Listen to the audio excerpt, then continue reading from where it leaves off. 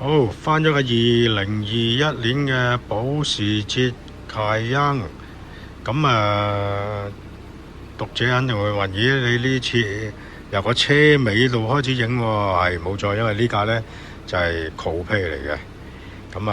車尾就係一個特點啦。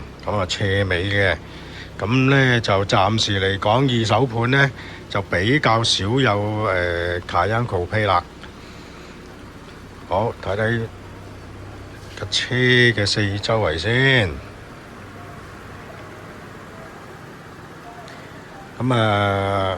黑色車身，黑色嘅座位，原裝配有21寸鈴。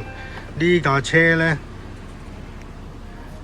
全皮位，當然電動啦，電動就即係可以省略啦。呢啲級數嘅車一定有噶啦。除非係好跑版啊嗰啲，就即係特登轉翻手動凳輕身啲咁解啫。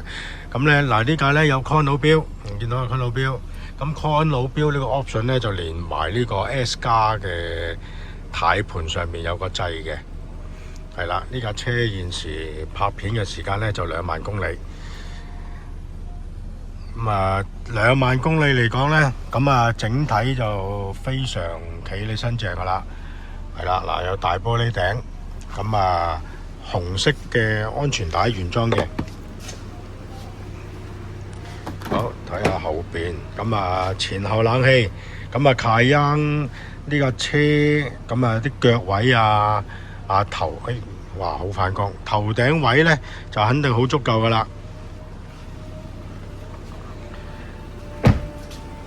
有 Keyless Go， 有記憶座位，有電動尾冚，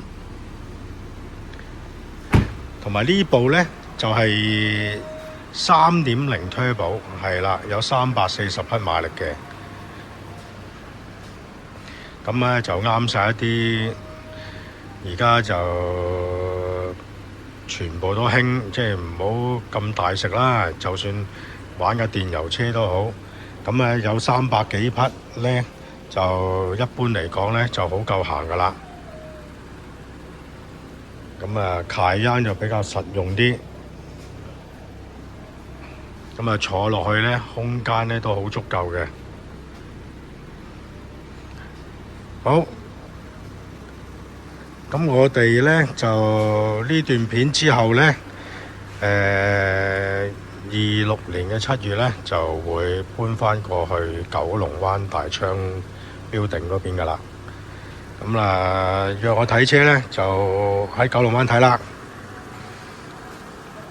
照舊片尾呢有我嘅聯絡，可以隨時約我去睇車嘅。